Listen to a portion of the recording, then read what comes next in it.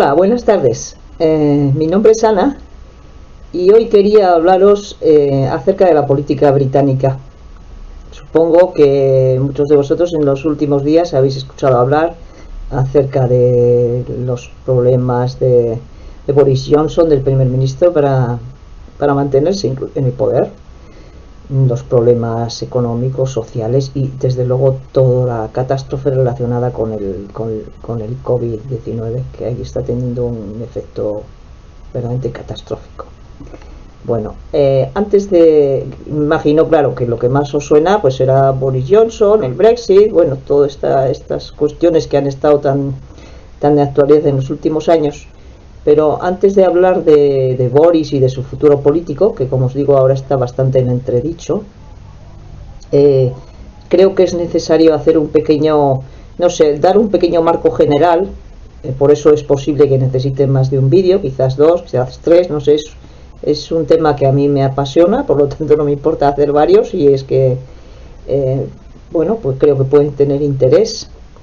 Entonces, hacer un marco general y a partir de ahí ir avanzando hasta el momento actual. No me voy a remontar mucho, pero sí es necesario remontarse al periodo anterior a la convocatoria del referéndum del Brexit, y de ahí un poco en adelante, haciendo pues un resumen que será breve, por supuesto, y el que quiera, pues bueno, yo poco a poco iré haciendo vídeos que espero sean de vuestro interés. Bueno, antes que nada, recordaros que si os apetece pues podéis suscribiros al canal, es gratuito, simplemente le dais a suscribirse y a la campanita de las notificaciones, y así vais recibiendo más vídeos.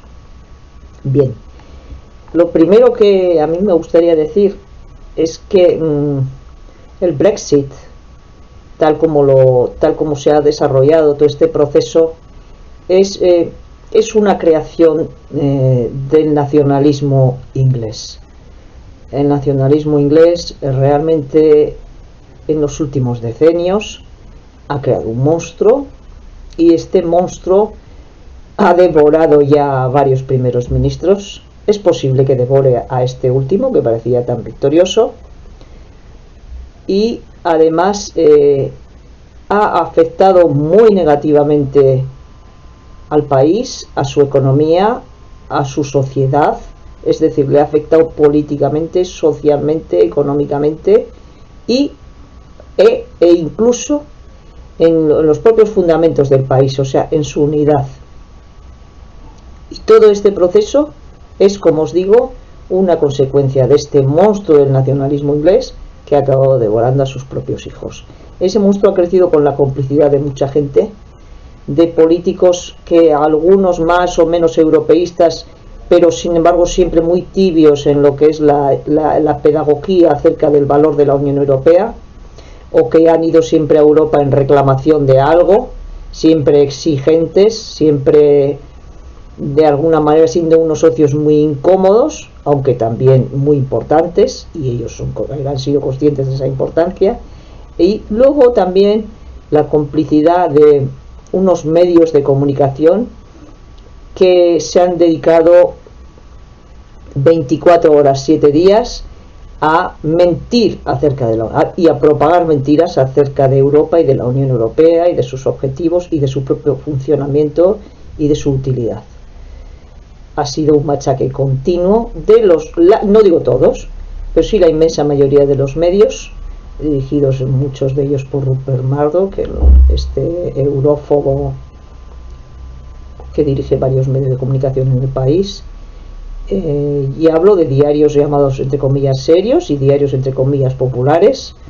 Los serios son igualmente muy contrarios a la propia idea de la Unión Europea, y los populares, que llaman los tabloides, en realidad no son populares, son populacheros, digamos, pero tienen mucha tirada.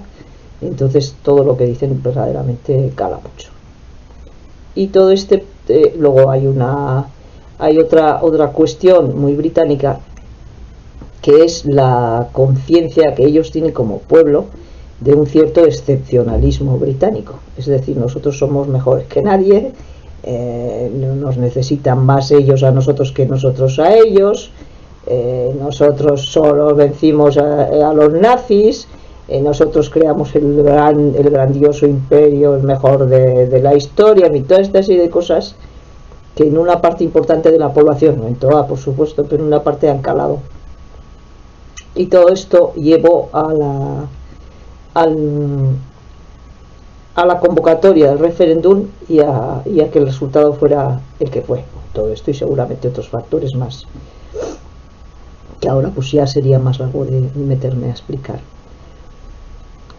Este proceso se inicia en 2015, el proceso del Brexit y todo el desastre posterior.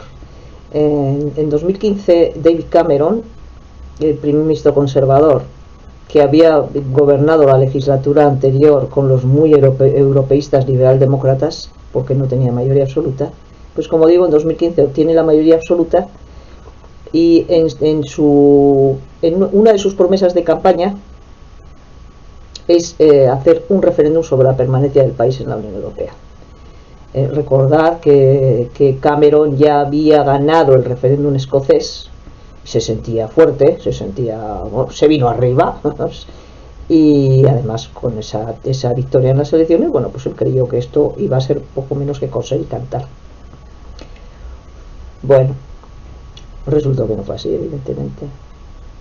Cameron entonces forma gobierno, tiene un sector del partido que siempre ha estado ahí, es decir, ellos entraron en la Unión Europea en el 73, se convocó un referéndum y se ganó por mucha mayoría la entrada del país en la Unión Europea, que entonces no era la Unión Europea, era el mercado común. Entonces Cameron confiaba en que esa situación se iba a repetir, que simplemente con explicar que económicamente al país le iba mucho mejor permaneciendo en la Unión. De hecho es el país que más aumentó su PIB gracias a la permanencia en la Unión Europea. Eso son estadísticas, eso es así, es un hecho. Pensó que iba a ser fácil y esta promesa la hizo porque tenía y sigue teniendo el partido un ala muy influyente y muy insistente, que no es que sea euroescéptica como piadosamente dicen algunos, no, es absolutamente eurófoba, o sea, eurohaters les llamo yo, son, para que nos entendamos, son odiadores de Europa. Entonces hay un grupo especialmente que se hacen llamar Grupo de Investigación Europeo, digo en español el nombre de este grupo de presión del Partido Conservador, que prácticamente se ha hecho con el partido. Y estos eran los partidarios de convocar ese referéndum, no para consultar, simplemente para convencer al pueblo británico de que tenía que salir de la Unión. Bueno, entonces Cameron convoca el referéndum. La campaña del referéndum es bestial. Los partidarios de la salida del país de la Unión se dedican full time, sin parar, a contar mentiras acerca de la realidad de la Unión Europea y de la realidad de las circunstancias en las que están los británicos. Por ejemplo, van haciendo campaña con un autobús enorme, rojo, en el que se ven letras enormes que el país ahorrará 350 millones de euros semanales para dedicarlos al Sistema Nacional de Salud si abandonan la Unión Europea. O que Turquía iba a entrar en la Unión Europea y la avalancha de inmigración iba a ser tal que poco menos que del borde de la isla se iban a caer todos al agua porque no iban a caber. Bueno, aquí, mentiras, es que es tal la cantidad de mentiras que se dijeron que es prácticamente... Hay una circunstancia de la que quizás habéis oído hablar, que se llama la influencia de una empresa formada por gentes afines a Donald Trump y también británicos, que se llama Cambridge Analytica. Cambridge Analytica, con el consentimiento o la vista gorda que hizo Facebook, consiguió los datos personales de millones de ciudadanos británicos, por supuesto sin que ellos fueran conscientes de esto, y les bombardeó con mensajes personalizados hablándoles mal y denigrando a Europa. Entonces, según luego se comprobó en declaraciones de trabajadores que habían estado en puestos importantes en esta empresa, Cambridge Analytica, declararon ante el Parlamento que de no haberse producido este bombardeo propagandístico, el referéndum no se hubiera ganado, es decir, lo hubieran ganado los partidarios de la permanencia. Bien, os digo esto, si que tenéis interés más en esto, hay un documental en Netflix, no, en HBO, está interpretado por Benedict Cumberbatch, un gran actor británico, y ahí explica bastante bien todo el proceso del Brexit. Bueno, los partidarios de la permanencia, aparte de esto, tenían mucho dinero, un dinero del que nunca se ha dado cuenta tampoco, porque esto de Cambridge Analytica, el dinero, todo esto se ha echado tierra sobre ello, porque claro, como ganaron el referéndum, a nadie le ha interesado investigar más allá, y tampoco a la mayoría de los medios de comunicación. Entonces, la campaña, aparte de esto que os digo, de las mentiras, de decir, bueno, es decir, es importante en las campañas tener un eslogan, dar con un eslogan. Y uno de los principales cerebros de la campaña se llama Dominic Cummings, era hasta hace no mucho el principal asesor de Johnson, y dio con el eslogan, que era tan sencillo, es tan simple como el mecanismo, vamos, de un chupete, que es Take Back Control. Vamos a recuperar el control, vamos a recuperar nuestra soberanía, vamos a dejar de depender de los burócratas de Bruselas, que no son burócratas a las que no ha elegido nadie.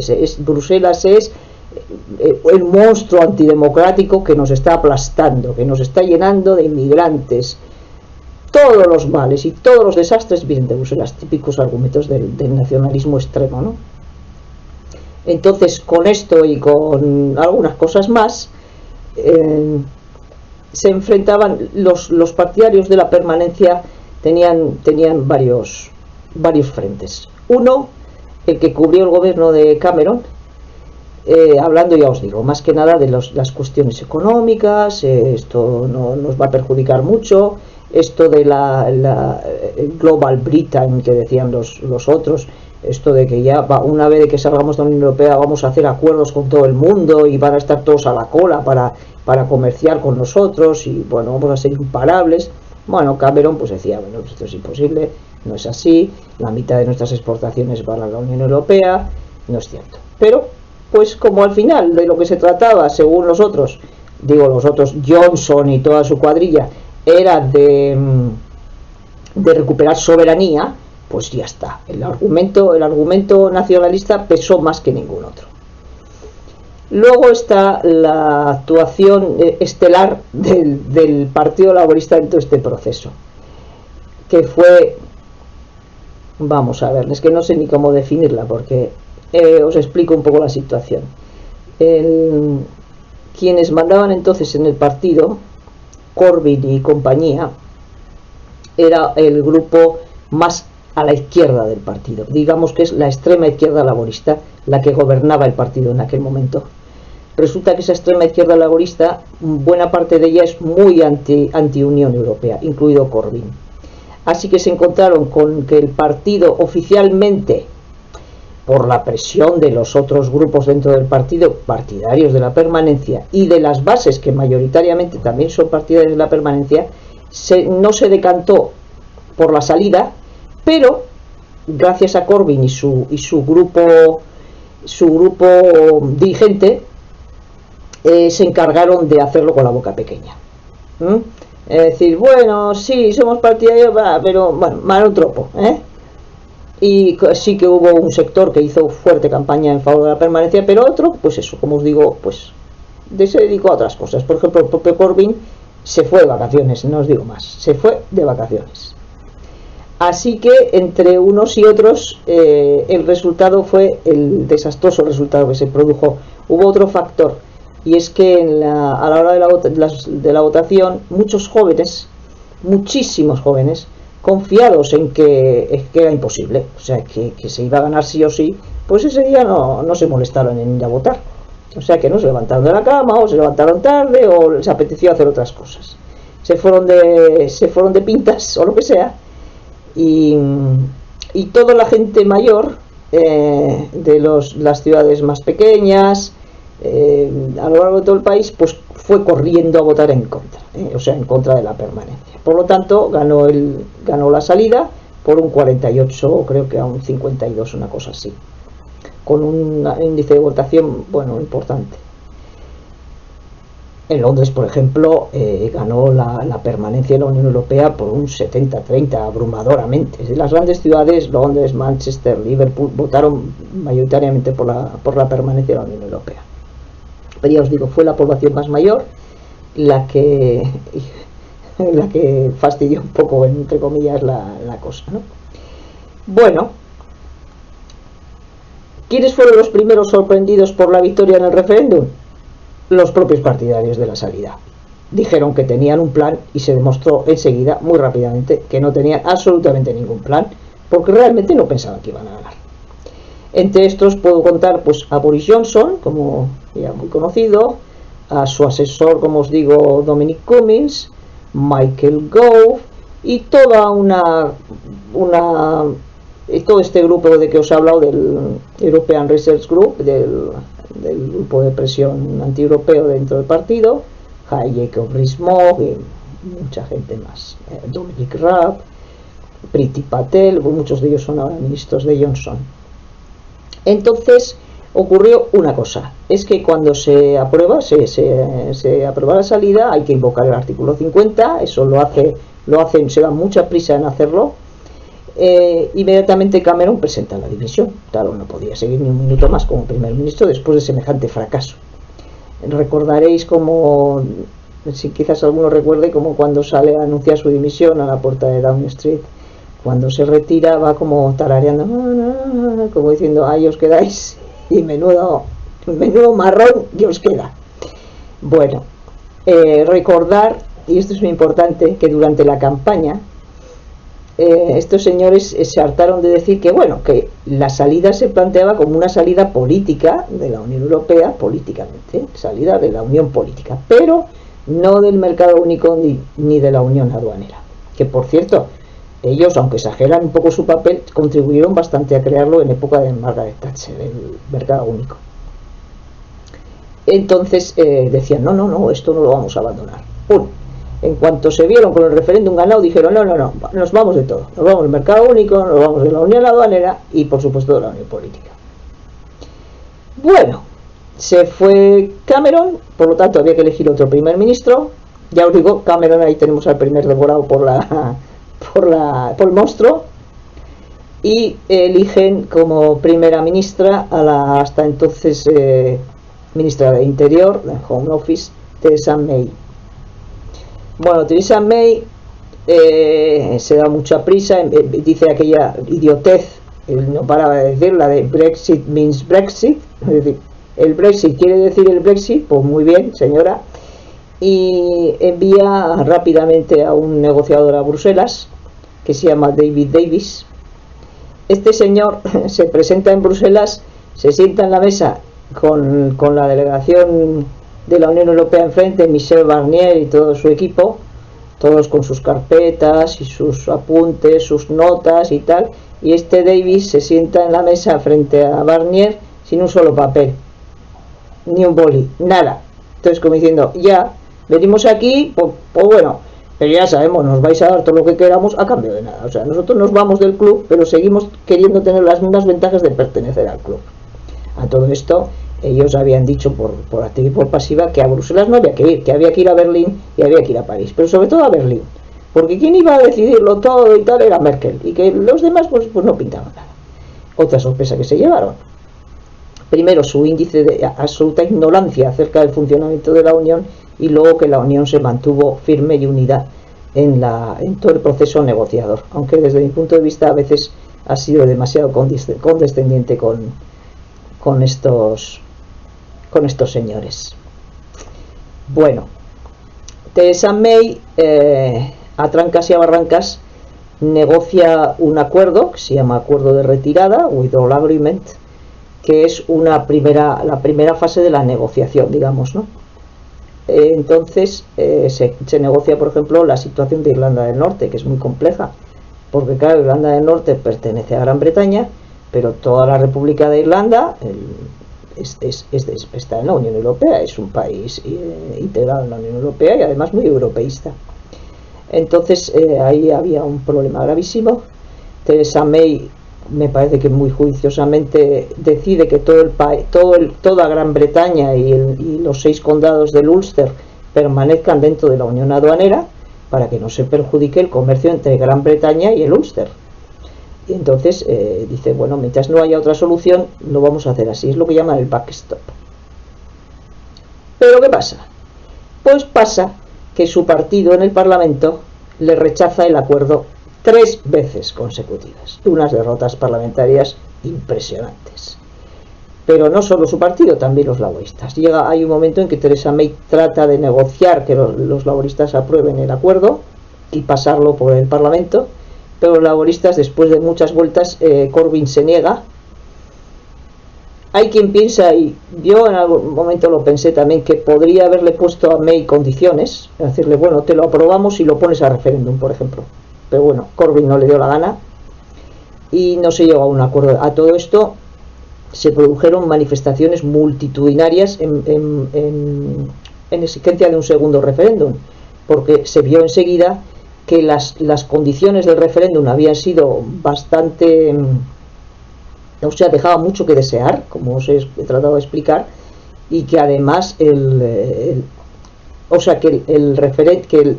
las promesas que habían hecho sobre el tipo de Brexit que querían, se estaban incumpliendo absolutamente. Lo que querían esta gente era un Brexit duro y extremo. No precisamente May, pero porque May había hecho campaña por la permanencia, bueno, de aquella manera, con mucha convicción, pero había hecho campaña por la permanencia junto al gobierno, porque estaba en el gobierno de Cameron.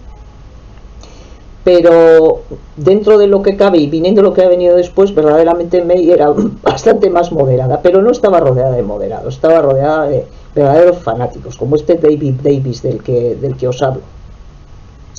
Bueno, entonces no consigue aprobar el acuerdo en el Parlamento y al final la echan. O sea, May tiene que dimitir, no porque le apetezca dimitir, sino porque la ponen de patitas en la calle. Antes de eso le ha dimitido Johnson, que era el ministro de Exteriores, ha dimitido, en fin, había muchos líos internos en el partido y todo acaba en la dimisión de May. Que la pobre, cuando va a despedirse en la puerta de Downing Street, y así toda solemne, llorosa y tal, está en pleno discurso lacrimógeno y se oye una voz muy alta, que es un tío que estaba siempre ahí en la puerta del Parlamento, porque siempre había gente con banderas de Europa en la puerta, o en las cercanías de Downing Street, por allí, no cerca, pero en las cercanías, y un tío con un vozarrón enorme, ¡Stop Brexit! Y le fastidió a la pobre señora su despedida. Bueno, así acaba el breve reinado de Mrs. May, que por cierto luego ha seguido yendo al Parlamento y de vez en cuando hace intervenciones en contra del gobierno, así, de aquella manera, con pellizquitos de monja, pero las hace. Hay un personaje muy interesante ahí que es John Major, el anterior primer ministro, el que sucedió a Margaret Thatcher, que es absolutamente partidario de la permanencia de la Unión Europea. Es un hombre muy sensato, muy valiente y que desde luego ha mantenido alto el honor de este partido.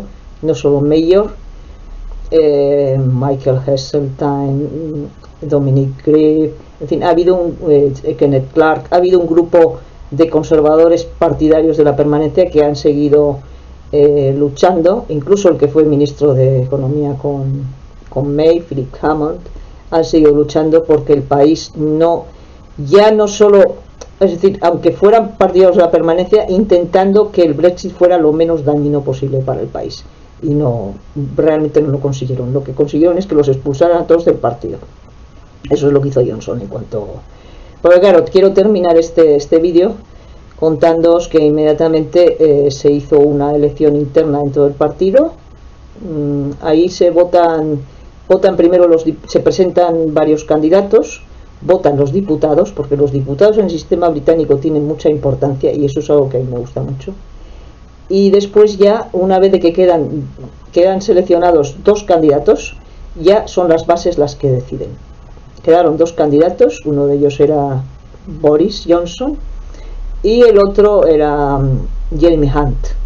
Jeremy Hunt, que había sido ministro de Salud muchos años, bastantes años, con Cameron y tal, y luego ministro de Asuntos Exteriores también ya con May.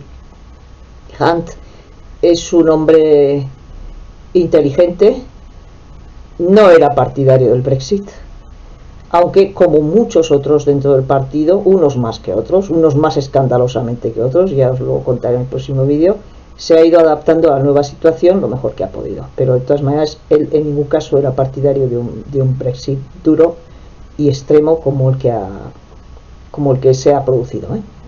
Y bueno, lo que pasa es que claro, a Hunt le apoyaron los sectores del partido más, digamos, más europeístas, y pues no son mayoritarios desgraciadamente, así que arrasó Boris, se metió en Downing Street y ahí sigue.